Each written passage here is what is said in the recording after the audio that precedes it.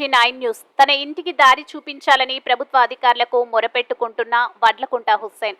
Telangana state Bhadradri Kothagudem జిల్లా అన్నపురెడ్డిపల్లి మండలం ఎర్రగుంట గ్రామస్తుడు వడ్లకుంట హుస్సేన్ తాను 1992వ సంవత్సరంలోనే ఇంటి స్థలం కొనుగోలు చేశానని, గ్రామ పంచాయతీ రికార్డులో కూడా నమోదయ్యి ఉందని, దారిగా 12 అడుగులు ఉందని, ఇప్పుడు తన ఇంటికి దారి లేదని పెద్దిరెడ్డిగూడెం పంచాయతీ తరపున ITDA తరపున 100 మీటర్లు సీసీ రోడ్డు మంజూరు చేయగా 70 మీటర్లు సీసీ రోడ్డు పోసిన తర్వాత మిగిలిన 30 మీటర్ల రోడ్డును నిలిపివేశారని, అంతకుముందు 100 మీటర్లు మిషన్ భగీరథ పైప్ లైన్ సైతం వేశారని, ఇప్పుడు తన ఇంటికి సైతం దారి లేదంటున్నారని, RTI ద్వారా కూడా రికార్డు పరంగా తెప్పించి పంచాయతీ వారు కూడా చర్యలు ఏమీ తీసుకోవడం లేదని, వెంటనే తన ఇంటికి దారి చూపించాలని రజక వృత్తి సంఘం జిల్లా అధ్యక్షులు ముదిగొండ రాంబాబు మాట్లాడుతూ, రజకుడైన వడ్లకుంట హుస్సేన్ కు న్యాయం జరిగే వరకు అవసరమైతే రాష్ట్ర వ్యాప్తంగా నిరసనలు చేపడతామని అన్నారు. మండల హెడ్ క్వార్టర్లో నిరసన దీక్షలు చేస్తున్నట్టు శనివారం జిల్లా వ్యాప్తంగా వచ్చే రజక వృత్తిదారులతో నిరసన దీక్షలు చేపడతామని అన్నారు. ఈ కార్యక్రమంలో రజక వృత్తిదారుల జిల్లా కార్యదర్శి చిటికెల ముసలయ్య తదితరులు పాల్గొన్నారు. MG9 TV news channel Telangana state incharge Syed Noore Rabbani.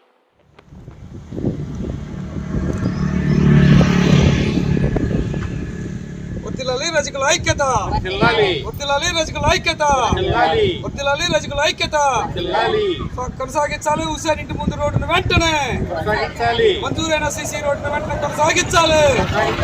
రోడ్లు కబ్జా చేసిన వ్యక్తిపై చర్యలు తీసుకోవాలి. రోడ్లు కబ్జా చేసిన వ్యక్తిపై చర్యలు తీసుకోవాలి. గవర్నమెంట్ రోడ్డునే కబ్జా చేసిన వ్యక్తిపై చర్యలు తీసుకోవాలి. మంజూరైన సీసీ రోడ్డును వెంటనే కొనసాగించాలి.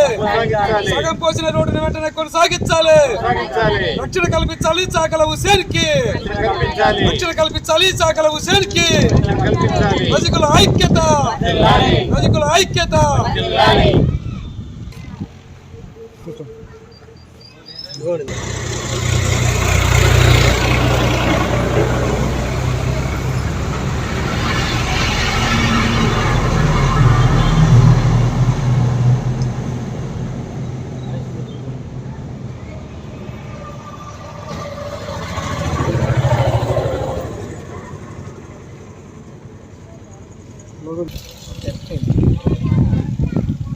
నమస్కారం, నా పేరు ముదిగొండ రాంబాబు, రజక వృత్తిదారుల సంఘం జిల్లా అధ్యక్షుడిని.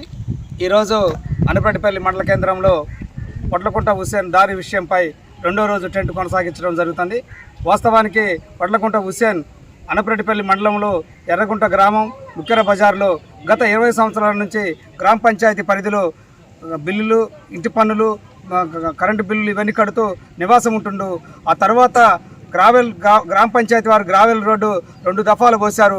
ఒక 15 సంవత్సరాలు దాటిన తర్వాత ఆయన ఇంటి ముందు పక్కనున్న సైదమ్మ గారు అని ఒక చిన్న గుడిస, అదేవిధంగా పక్కన మిర్యాల రాఘవయ్య గారు అని ఒక చిన్న గుడిస ఆయన ఇంటికి ఎదురుబొదురుగా ఉండేవి.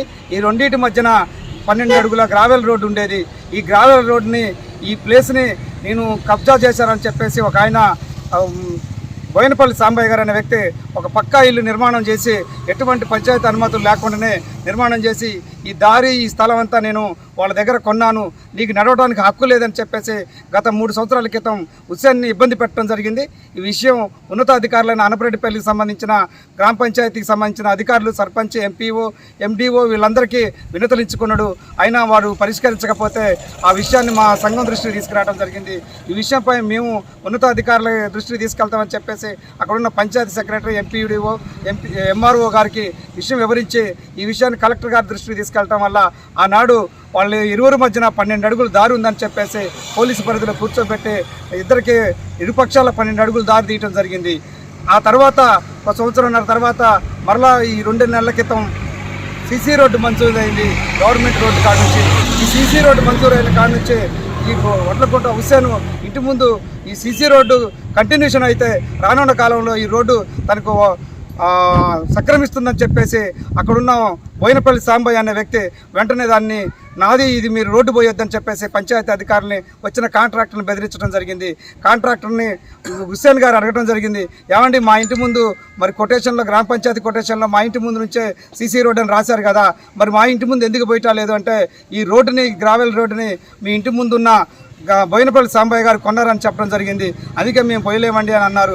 ఆ విషయం ఉన్నతాధికారులైన సర్పంచ్ సెక్రటరీని మన హుస్సేన్ గారు అడగడం జరిగింది.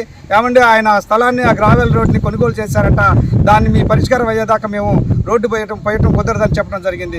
అయ్యా, నేను గత 15 సంవత్సరాల నుంచి ఇక్కడే నివాసం ఉంటున్నా, ఇంటి పనులు వగైరా అన్ని కట్టుకుంటూ నివాసం ఉంటున్నా. మరి ఇవాళ ఈ రోడ్డు కొనసాగించకపోతే నా ఇంటి ముందు మరి ఈ సాంబయ్య అనే వ్యక్తి దౌర్జన్యంగా కంచి కట్టే పరిస్థితి వస్తే నేను నా కుటుంబ సభ్యులు ఎలా నడవాలని చెప్పేసి ఆందోళన చెందే పరిస్థితికి వచ్చింది. అయినాక ఈ విషయాన్ని గ్రామ పంచాయతీ సెక్రటరీ నిమ్మకు నీరెత్తినట్టు దానికి సంబంధించిన అధికారులు కూడా ఏం నోరు మెదపకుండా ఉండటం వల్ల ఈ విషయాన్ని మా సంఘాన్ని ఆశ్రయించడం జరిగింది. ఈ విషయాన్ని ఉన్నతాధికారులు మేము దృష్టికి తీసుకెళ్తామని చెప్పేసి ఇవాళ రెండో రోజుకి టెంట్ కొనసాగించే పరిస్థితి తీసుకొచ్చాం. నిన్న మొదటి రోజుగా టెంట్గా స్థానిక ఎంఆర్ఓ కార్యాలయానికి మేము సంఘంగా జనాభాను తీసుకొని వెళ్ళి మాట్లాడితే ఎంఆర్ఓ గారు మండల మెజిస్ట్రేట్ అయ్యిండి కూడా ఈ సమస్యకి నాకు ఎటువంటి సంబంధం లేదు అని అన్నారు. అదేవిధంగా ఎంపీడీఓ గారి దృష్టికి, అమ్మగారు మీరు మండల మెజిస్ట్రేట్ డెవలప్మెంట్ ఆఫీసర్ కదా, మరి ఇక్కడ గ్రామ పంచాయతీ రోడ్డునే ఒక ప్రైవేట్ వ్యక్తి కబ్జా చేస్తే మీరు పట్టించుకోకపోతే ఈ సీసీ రోడ్డు ఆగిపోతే తను ఏం చేయాలని చెప్పేసి మేము అడగడం జరిగింది. ఈ విషయం మాకు సంబంధం లేదు, ఇది ఐటీడీకి సంబంధించిన నిధులు కాబట్టి మీరు ఆడికి వెళ్ళండి, ఏదైనా ఉంటే బయట కానీ మా దగ్గర ఇక్కడ పరిష్కారం లేదని చెప్పేసి చెప్పడం జరిగింది. ఆయా మరి మేము మీ మీడియా ముఖంగా తెలియజేసేది ఏంటంటే, వడ్లకుంట హుస్సేన్ ఆయన ఒక సాకల కులానికి చెందిన ఆయన, ఒక అగ్ర కులానికి పెత్తందారి ఈ భూమి కబ్జా చేసి ఈ రోడ్డుని కబ్జా చేసి తను నడవనీయకుండా చేస్తే మరి ఈయన భవిష్యత్తు కుటుంబం ఏంటి, ఈ పరిస్థితుల్లో వాళ్ళు ఎలా బ్రతకాలనే అంశాన్ని మీరు దృష్టిలో పెట్టుకొని ఉన్నతాధికారుల దృష్టికి దీన్ని తీసుకెళ్లాలని కోరుకుంటున్నాం. జై రజిక.